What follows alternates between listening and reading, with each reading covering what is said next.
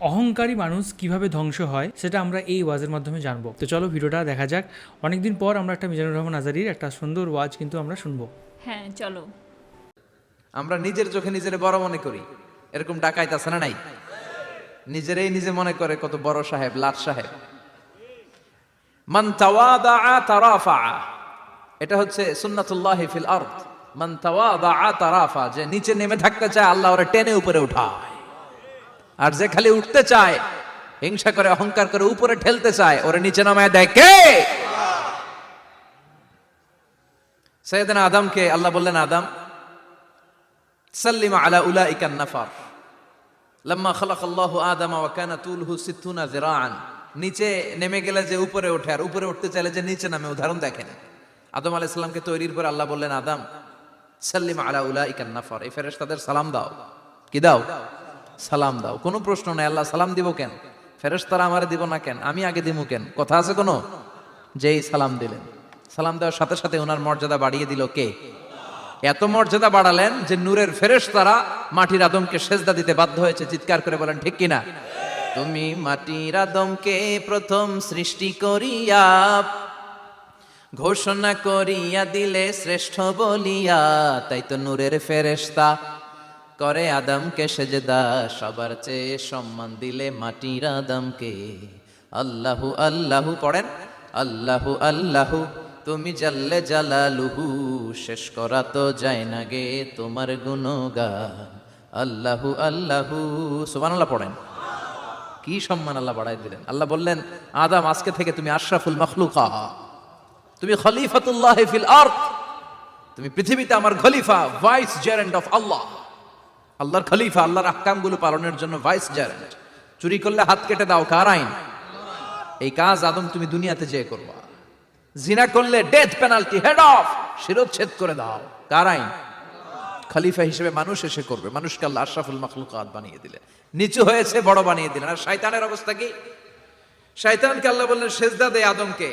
শয়তান যুক্তি দাঁড় করিয়েছে, খালাকতাহু মিন তিন খালাকতানি মিন নার ওয়া খালাকতাহু মিন তিন। আল্লাহ আপনি আমারে বানাইছেন আগুন দিয়া। কি দিয়া? আগুনের ধর্ম উপরের দিকে ওঠে, আর মাটির ধর্ম সে নিচে পড়ে থাকে, আমি কেন সেজদা দেব?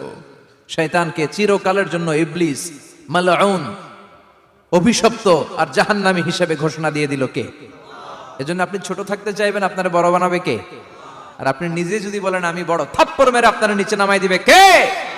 এজন্য বিশ্বনবী দোয়ায় বলতেন, আল্লাহুম্মা জাআলনি সাবুরা ওয়াজআলনি শাকুরা ওয়াজআলনি ফি আইনি সাগীরা ওয়া ফি আ'য়ুনিন নাসি কাবীরা।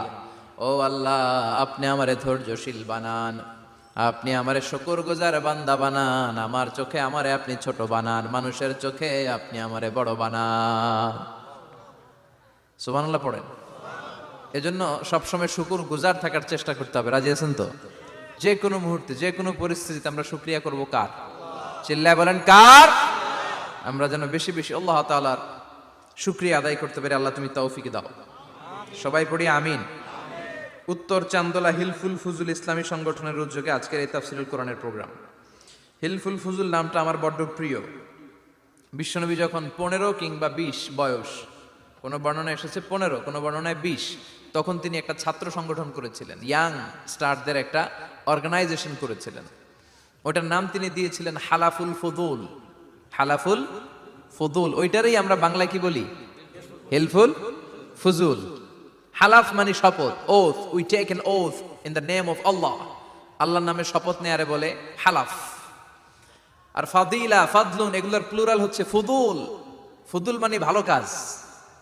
ভালো ভালো কাজের উপর বিশ্বনবী যুবকদেরকে একত্রিত করলেন যে মক্কা শহরে কোনো টেন্ডারবাজি চলবে না, কোনো চাঁদাবাজি চলবে না, দুর্বলের উপর সবলের অত্যাচার চলবে না, জালিমের জুলুম চলবে না, হত্যা চলবে না, ধর্ষণ চলবে না, রাহাজানি চলবে না। মক্কা শহরটারে শান্তির শহর বানাতে হবে। যুবকরা এই দায়িত্ব কাঁধে নিয়েছে। কারা? মুরব্বীরা না, যুবকরা। যুবকদের আছে প্রাণ ঢালা উচ্ছ্বাস, অনেক শক্তি। এজন্য যুবকদেরকে ভালো কাজে আসতে হবে। যুবকরা চাইলে এই দেশের চেহারা পাল্টে দিতে পারে। এদেশে যুবক ভোটার আছে কয়জন জানেন? নতুন করে যুবক ভোটার হয়েছে 2 কোটি। কয় কোটি? 2 কোটি না? Can you imagine that? কল্পনা করতে পারেন? They can change Bangladesh. They can change the face of Bangladesh. তারা 56,000 বর্গ মাইলের এই বাংলাদেশের চেহারা পাল্টে দিতে পারে। তাদের অনেক শক্তি। এই জন্য যুবকদের এই শক্তি কাজে লাগাতে হবে। ফেন্সিডিল, গাঁজা, ইয়াবা, হিন্দি সিনেমা এগুলোর পিছনে দৌড়ানো যাবে, পর্নোগ্রাফির পিছনে ছোটা যাবে। যুবক বয়সে ভয় করতে হবে কারে? চিল্লায় বলেন কাকে? আল্লাহ আমার যুবক ভাইদেরকে তুমি তৌফিক দাও। বিশ্বনবী এই হালাফুল ফুদুল তিনি গঠন করলেন মক্কাতুল মুকাররমাতে। পুরো মক্কা শহরটা শান্তির শহর হয়ে গেল। সুবহানাল্লাহ। আল্লাহ উত্তর চান্দলা হিলফুল ফুজুল ইসলামী সংগঠনকে তুমি কবুল করো। আজকের প্রোগ্রামের সভাপতিত্ব করছেন আল্লামা অধ্যক্ষ গোলাম সরোয়ার সাইদি পীর সাহেব আড়াইবাড়ি দরবার। আমার প্রিয় নানা ভাই আলোচনা করেছেন, বয়ান করেছেন। আল্লাহ নানা ভাইকে কবুল করুক। নানা ভাইটা একটু ইয়াং হয়ে গেছে না? হ্যাঁ, অনেক জায়গায় লোকজন খুব বিভ্রান্তিতে পড়ে যায়। ঘটনা নাকি? আপনি নানা নানা হইলেন কবে, নাতনি হইল কবে, আবার জামাই পেলেন কবে? তো আমারও বলা যে তুমি যে আমার নানা ভাই বানাইছো, আমি তো এর উত্তর দিতে দিতে কাম সারা। তো আল্লাহ আমার নানা ভাইকে তুমি কবুল করো। তিনি হকের কথা, কোরআনের কথা বলেন। পীর সাহেবদের মুখে এরকম হুঙ্কার দেখা যায় না। কথা কন? এরা থাকে খানকায়, এদের পেট থাকে বড়। সবার কথা বলছি না, বেশিরভাগ। কথা বলেন। এই ভণ্ডামি এই দেশে আছে না নাই? দোদেল বান্দা কালমা চোরে, না পায় শ্মশান না পায় ঘোরে, দিন থাকিতে আয়রে পথে ছাইড়া দে ভণ্ডামি। ভণ্ডামি ভণ্ডামি ভণ্ডামি, ছাইড়া দে ভণ্ডামি। আছে না নাই? নামাজ কালাম পড়ে না, ইবলিশ শয়তানের নানা। আছে না? নামাজ নাই, রোজা নাই, নাচানাচি, নাচ গান, গোসল করে না, সারা বছরে করে একবার, ওই গোসলের পানি মুরিদরা খায় ফেলায়। আছে না নাই? নামাজ রোজা করে না, ইবলিশ শয়তানের নানা, ধর্মের একখান খুঁটি ধইরা কয়দিন করবা হয়রানি। ভণ্ডামি ভণ্ডামি ভণ্ডামি, ছাইড়া দে ভণ্ডামি। ঠিক কি না?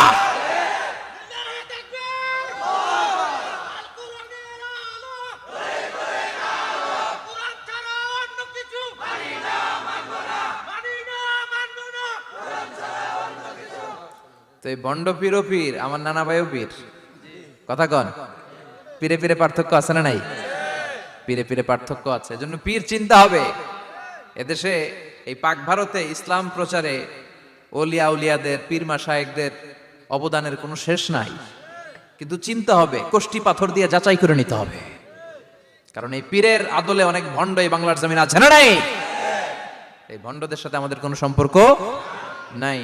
ওনার দরবারে আলোচনা হয়, সাইয়্যিদ কামালউদ্দিন জাফরি সাহেব যায়, আমরা যাই, দেশ বরেণ্য ওলামায়ে কেরামরা যায়, যারা হকের কথা বলে, যারা কোরআন সুন্নাহর আলোকে বলে। কোনো ভণ্ডামি নাই।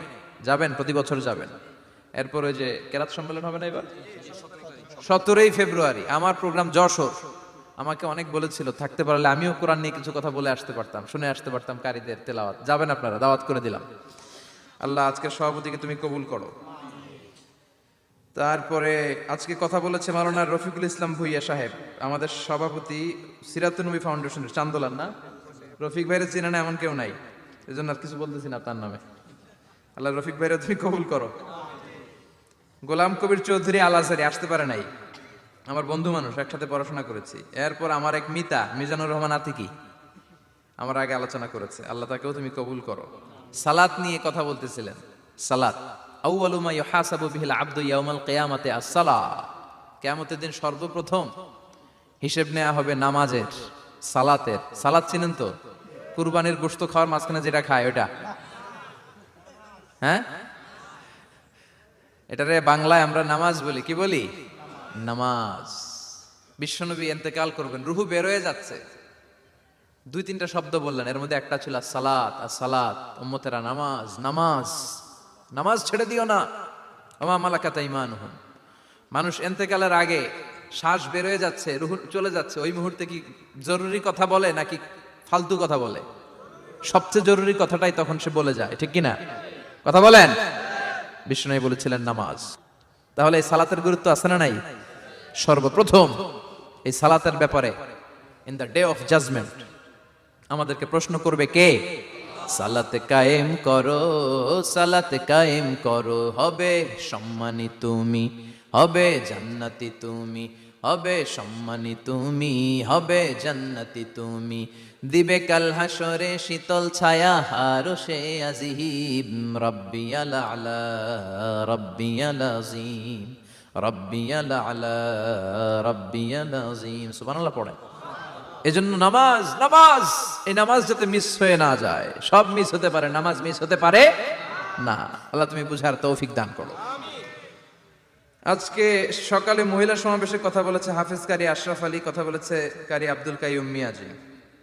যারাই কথা বলেছে আল্লাহ সবাইকে কবুল করো। সঙ্গীত পরিবেশনায় ছিল কলতান শিল্পী গোষ্ঠী, আল্লাহ তাদেরকেও তুমি কবুল করো। আসেন আমরা আল্লাহর নামে 3টা তাকবীর দেই, গলা ফাটিয়ে আমার সাথে সাথে পড়েন আল্লাহু আকবার, আল্লাহু আকবার, আল্লাহু আকবার। আল্লাহ তুমি কবুল করো। আমি আপনাদের খেদমতে সূরাতু আত-তাহরীম থেকে ছোট্ট একটি আয়াতের অংশ তেলাওয়াত করেছি, যেখানে আল্লাহ তাআলা আমাদেরকে আহ্বান জানিয়েছে, ওহে বিশ্বাসীরা, পাপ হতে পারে, ভুল হতে পারে, অন্যায় হতে পারে, ওই অন্যায়ের উপর অটল থেকো না, আমার কাছে ফিরে আসো। কাম টু ইউর লর্ড, তোমার রবের দরবারে ফিরে আসো, ক্ষমার মতো ক্ষমা চাও, ক্ষমার মতো ক্ষমা চাইলে আমি সব ক্ষমা করে দেব। সুবহানাল্লাহ পড়েন। রব্বুল আলামিন বলেন, ইয়া আইয়ুহাল্লাযীনা আমানু তুবু ইলাল্লাহি তাওবাতান নাসুহা। ও বিশ্বাসীরা, ভুল করেছো, অন্যায় করেছো, পাপ করেছো, জুলুম করেছো, আমার কাছে ফিরে আসো, ক্ষমা চাও। ক্ষমার মতো ক্ষমা চাইলে সব গুনাহ মাফ করে দিতে পারে কে? পাপ নাই, গুনাহ করি নাই, এরকম কেউ আছে? কথা বলেন। কত পাপ করছি কোনো হিসাব আছে? পৃথিবীর কেউ না জানলেও জানে কে? পৃথিবী না জানুক আমি তো জানি, আমি কি পাপ করেছি হায়।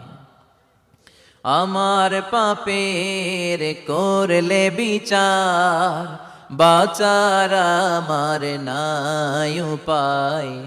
দয়াময় প্রভু মাফ করো আমায়,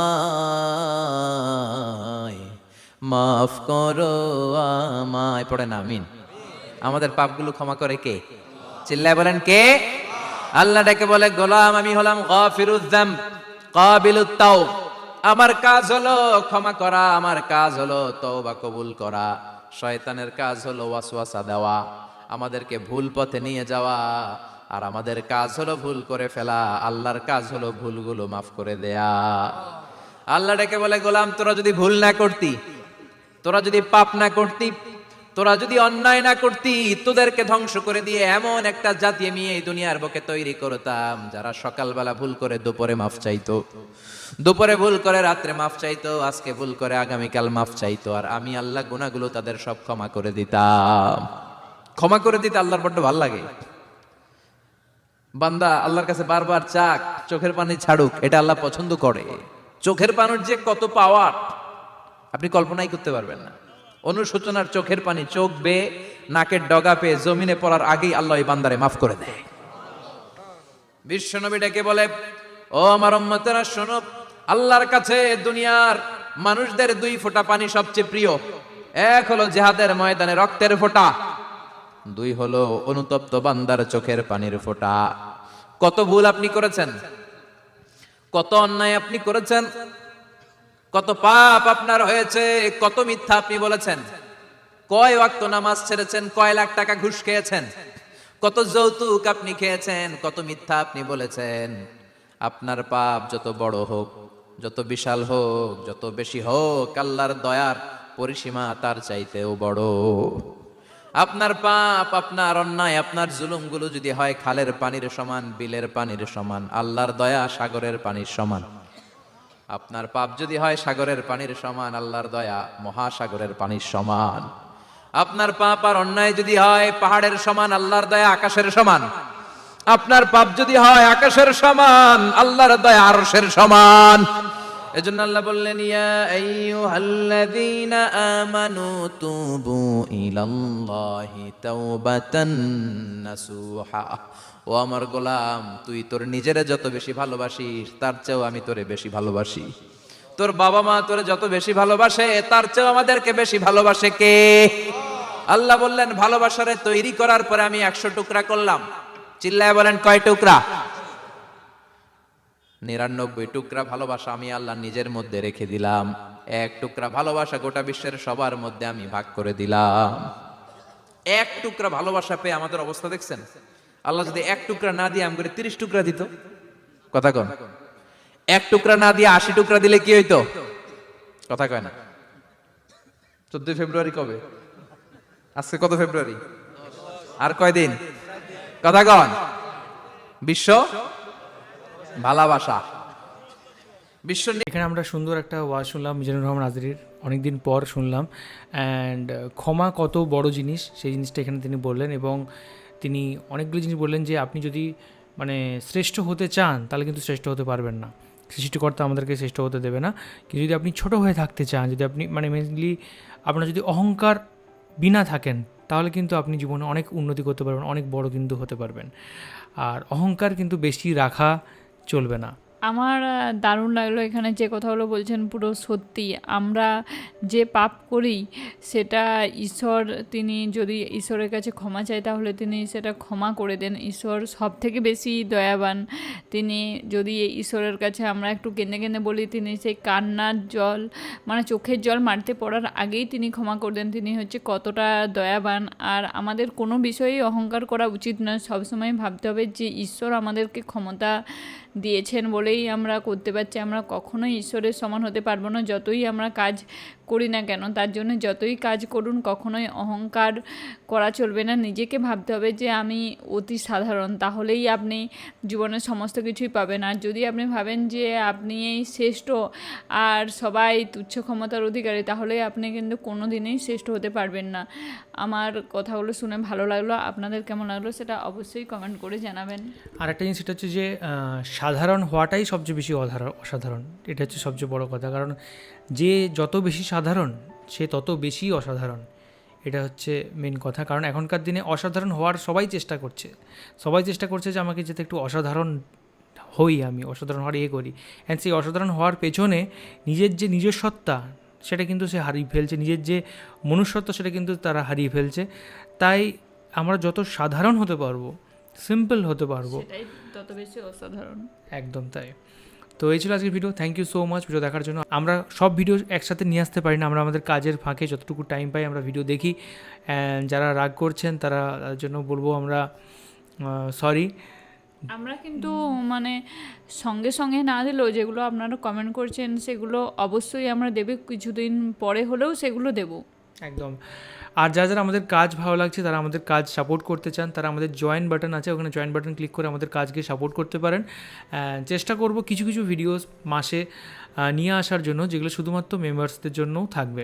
আপনারা আপনাদের সাধ্যমতো মেম্বারশিপে তারা জয়েন করতে পারেন। একদম, আমরা members only live, members only videos, কিছু কিউএনএ, এই জিনিসগুলো ভাবছি নিয়ে আসার জন্য। তো সেগুলো অবশ্যই কিন্তু থাকবে। তো এই ছিল আজকের video. Thank you so much video দেখার জন্য। আর কোন ভিডিওর উপর আমরা রিঅ্যাক্ট করতে পারি সেটা অবশ্যই কমেন্ট করে জানাবেন। এখনকার মতো এই পর্যন্তই, দেখা হবে পরবর্তী ভিডিওতে। সবাই খুব ভালো থাকবেন, সুস্থ থাকবেন আর দেখতে থাকবেন আমাদের চ্যানেল। টাটা।